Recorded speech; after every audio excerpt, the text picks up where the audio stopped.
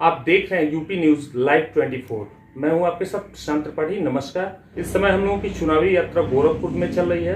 लगातार 2022 के लक्ष्य को जानने के लिए जनता से लेकर राजनेताओं के घर को हम लोग दस्तक दिया जा रहा है कि 2022 में किसकी सरकार बनेगी। सीएम सिटी का गृह जनपद है गोरखपुर। आज जिस हम शख्सियत से आपको मिलवाने वाले हैं वो शख्सियत किसी के परिचय के मोहताज नहीं है, लेकिन एक औपचारिक के तौर पे मैं आपको परिचय से रूबरू करवा दूं। नॉल्स ग्रुप के चेयरमैन, गोरखपुर फैजाबाद खंड स्नातक निर्वाचन क्षेत्र से एमएलसी के दो बार प्रत्याशी रहे। कौड़ीराम विधानसभा से भी 2 बार चुनाव लड़ा। देवरिया जनपद के मठलार से साहित्य विभाग के प्रोफेसर भी रहे। डॉक्टर संजय त्रिपाठी जी से आपको मुलाकात करवाता हूँ। डॉक्टर संजय जी, आपका स्वागत है यूपी न्यूज लाइव 24 पे। बहुत बहुत धन्यवाद प्रशांत जी आपका। आज हमारे इंटरव्यू के लिए आप यहाँ पर पधारे हो, तो मैं आपकी पूरी टीम को अपनी तरफ से ढेर सारी बधाई देता हूँ। सर देखिए, 2022 का लगातार चुनाव का बिगुल बज चुका है। सरगर्मी लगातार बढ़ती जा रही है। 2022 के चुनाव को आप एक पुराने राजनीतिक के चाणक्य भी कहे जाते हैं। 2022 के चुनाव को किस तरीके से आप लोग देख रहे हैं? देखिए, यह चुनाव प्रदेश और देश की राजनीति की दिशा तय करने वाला चुनाव है जी। यह बात मैं इसलिए कह रहा हूँ क्योंकि पिछले 7-8 सालों के जो राजनीतिक घटनाक्रम रहे हैं, जिसमें 2014 में मोदी जी के प्रधानमंत्री बनने के बाद से पूरे देश के अंदर विकास का एक मॉडल खड़ा हुआ है। उत्तर प्रदेश का यह आगामी चुनाव जो 2022 में प्रस्तावित है, 17 में योगी जी की सरकार बनी और लगभग 5 साल का कार्यकाल पूरा होने को आ रहा है, जो एक मिथ बन चुका था उत्तर प्रदेश की राजनीति में, जिसमें भ्रष्टाचार चरम पर हुआ करता था, कानून व्यवस्था लगभग ध्वस्त से दिखाई पड़ती थी और तमाम अव्यवस्थाएं कुव्यवस्थाएं थीं जिनसे पूरे प्रदेश की जनता त्रस्त थी। माफिया राज हुआ करता था। इन सब पर नकेल कसने का काम उत्तर प्रदेश की वर्तमान योगी जी की सरकार और उनके साथ सहयोग में केंद्र से माननीय मोदी जी का समर्थन, ये दोनों की जो जोड़ी बनी और जिसको आपके मीडिया चैनलों की भाषा में डबल इंजन की सरकार कहा जाता है, आज कहीं ना कहीं उसका एक प्रभाव दिखाई दे रहा है पूरे उत्तर प्रदेश के अंदर, पूरे देश के अंदर। तो मैं समझता हूँ यह चुनाव इस मायने में बहुत महत्वपूर्ण होगा कि इस चुनाव के परिणाम से उत्तर प्रदेश की जनता विकासवाद को प्रमुखता देती है, राष्ट्रवाद को प्रमुखता देती है, या जो क्षेत्रीय और स्थानीय किस्म के मुद्दे हैं, जिन मुद्दों पर जो विपक्षी पार्टियां चुनाव लड़ रही हैं, मुझे लगता है इस दृष्टि से महत्वपूर्ण है। और कम से कम मेरे ऐसा व्यक्ति जो विशुद्ध अकादमिक पृष्ठभूमि का कहीं न कहीं अगर उससे समीक्षा पूछी जाएगी तो यह समीक्षा देगा। मैं तो अभी फिलहाल किसी दल में हूँ नहीं, इसलिए जो भी मेरी समीक्षा है वो आप उसको निष्पक्ष मान सकते हैं। झुकाव दिखाई अनुभव हो सकता है, लेकिन जो सत्य है मैं वो बयान करने की कोशिश कर रहा हूं। आप लोग इस 2022 की चुनाव जो है लगातार इसको किस मूड में देखते हैं? ये किस दिशा में जा रहा है? देखिए, राजनीति में कोई भी पूर्वानुमान बहुत सटीक ढंग से संभव नहीं होता है। बड़े बड़े चाणक्य इसमें फेल हो जाते हैं। मेरी तो कोई राजनीतिक विषाद नहीं है उस ढंग की, लेकिन मुझे जो स्पष्ट दिखाई दे रहा है वो सीधा चुनाव है, दो दलों के बीच का चुनाव है, और जो जनता का मूड है, जो जनता की रुझान है, वो कहीं ना कहीं भारी पड़ती सी दिखाई पड़ रही है, जो वर्तमान सरकार के कामकाज रहे हैं और उनको जो केंद्र सरकार का समर्थन प्राप्त। एक नॉल्स ग्रुप के चेयरमैन के तौर पे भी जाने जाते हैं और कई स्टूडेंट जो गरीब बच्चे जो पढ़ नहीं पाते थे, ये उनको शिक्षा में आगे बढ़ाने का काम किए।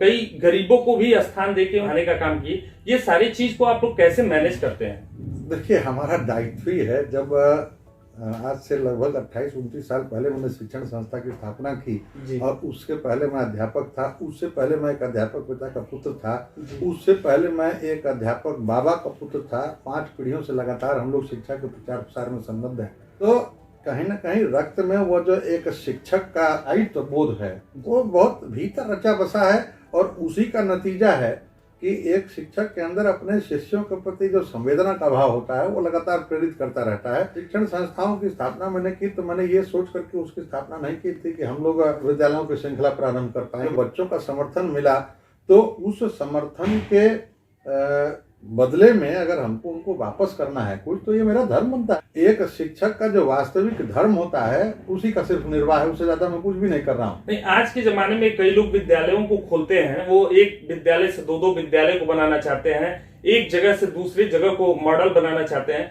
लेकिन आप लोग इतनी छोटी प्लेटफॉर्म से एक नॉल्स का स्थापना करके और इतने बड़ी ऊंचाइयों बुलंदियों तक पहुंचाए और इतने लोगों को रोजगार के साथ, जो बच्चे जो गरीब थे, जो वंचित थे, जो शिक्षा से वंचित थे, उनको मुख्य धारा से जोड़ने का प्रयास किया।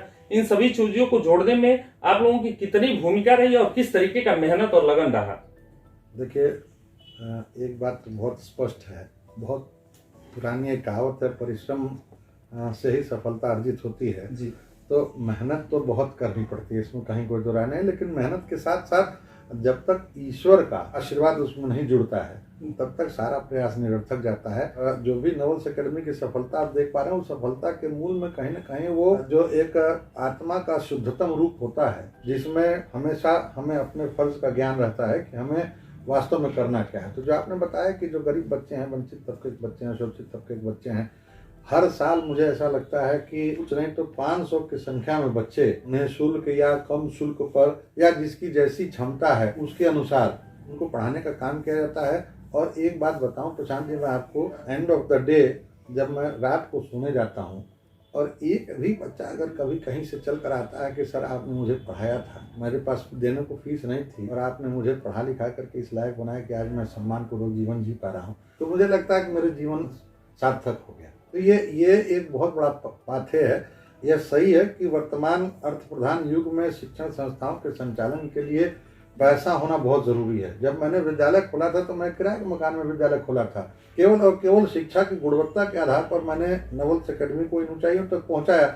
आज परिस्थितियां भिन्न है। अब तो एक विद्यालय की स्थापना में करोड़ रुपए पैसे खर्च होते हैं। जो मानक है सीबीएसई बोर्ड का, उस मानक को पूरा करने के लिए आप विद्यालय की स्थापना के लिए जाएंगे तो कम से कम 10 करोड़ से आपका विद्यालय प्रारंभ होगा।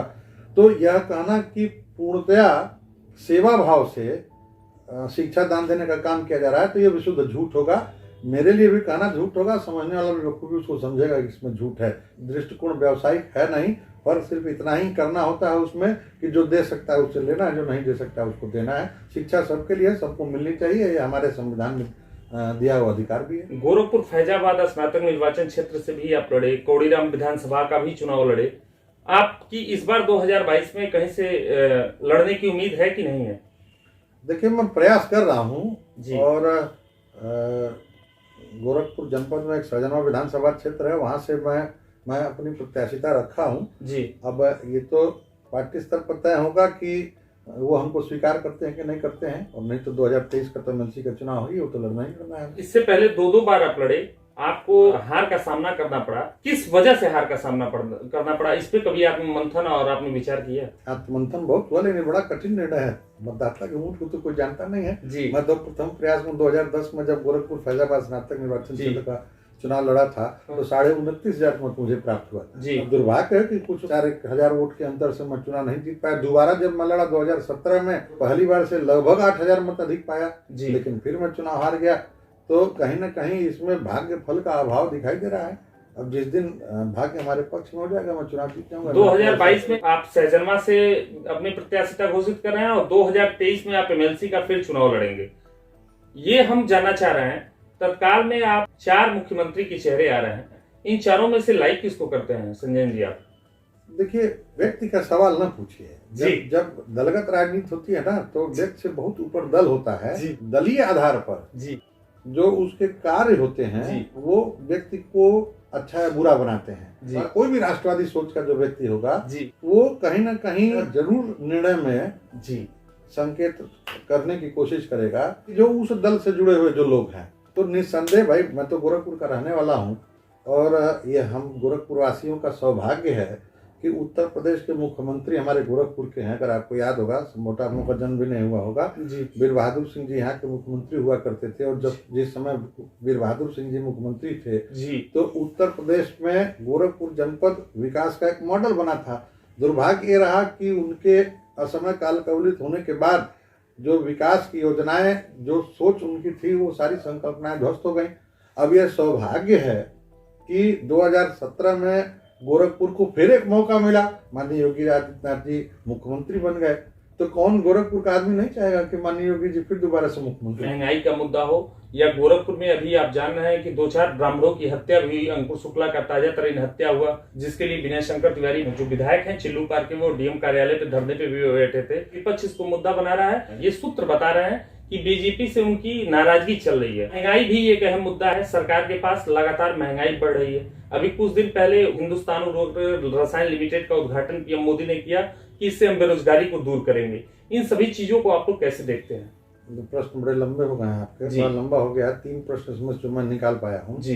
पहला तो अंकुर शुक्ला और इस तरह के हत्याकांड की जो आपने चर्चा की है जी।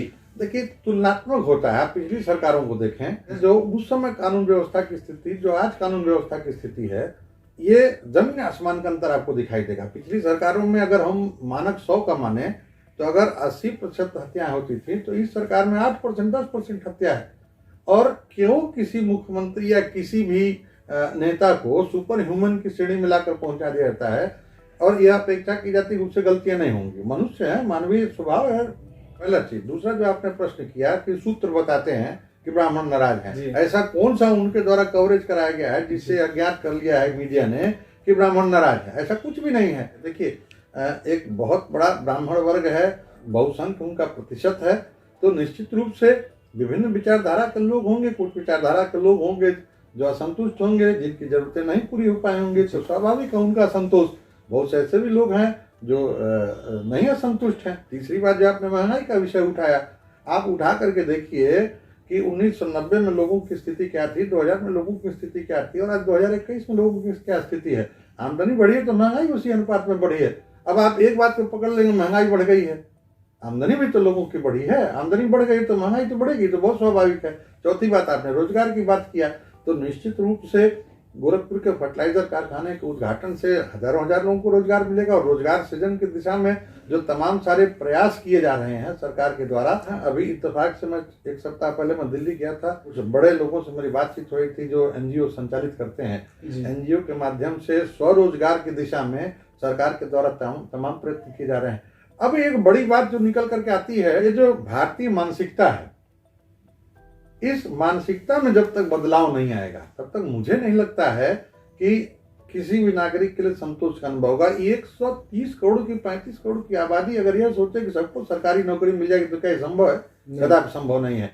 तो हमारे पास जो सेवा के क्षेत्र हैं, उन सेवा के क्षेत्रों पर काम करना पड़ेगा। एक सरकारी सेवा का क्षेत्र है जो उसमें योग्यता अर्हता रखने वाले लोग हैं, उसमें क्वालिफाई करते हैं, उसमें पाते हैं। उत्तर प्रदेश की एक और समस्या है बेरोजगारी। मैं बेरोजगारी की बात कर रहा हूँ, मैं रोजगार की तो बात कर रहा हूँ, मैं रोजगार की बात कर रहा हूँ। दूसरा, जो प्राइवेट सेक्टर्स हैं जी, प्राइवेट सेक्टर्स में निश्चित रूप से रोजगार की संभावनाएं बढ़ रही है। मैं उसमें खुद एक उदाहरण हूँ। हमारे 800-900 लोग काम करते हैं, 800-900 लोगों को रोजगार दे रखा है। दूसरा ये सेक्टर हो गया। मुझे लगता है बदलते वक्त के साथ लोगों को अपनी सोच बदल करके जो तीसरा सेक्टर है स्वरोजगार का, सेल्फ एम्प्लॉयमेंट का, जिसमें आप खुद रोजगार अपने लिए सृजित करिए और कम से कम 10-5 लोगों का और समायोजन करिए।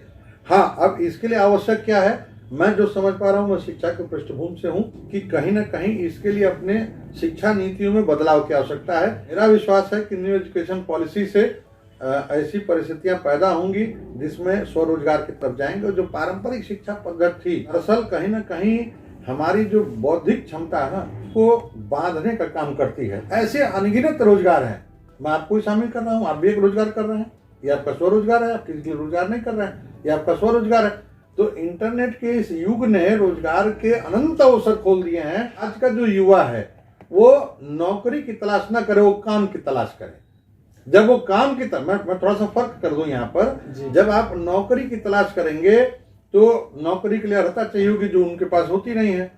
आप जब काम की तलाश करेंगे तो कोई भी आप काम कर सकते हैं। ये बड़ी भारी विडंबना है हमारे हिंदुस्तान की कि हम जो कर नहीं सकते वही करना चाहते हैं, जो कर सकते हैं वो हम करना नहीं चाहते। आप साहित्य विभाग से भी आते हैं, एक सवाल लास्ट में जाते जाते मैं आपसे पूछना चाहता हूँ। हिंदी एक ऐसी मीठी भाषा है जो हर जगह बोली जाती है, विश्व में हिंदी का दर्जा है। इंग्लिश पे हमारे जो आने वाली पीढ़ी है वो लगातार फोकस कर रही है और हिंदी को पिछड़े में छोड़ते जा रही है। इस हिंदी को हम लोग नया प्लेटफॉर्म देने के लिए क्या आवश्यक है, हमारे इस दर्शकों को थोड़ा सा बताइए।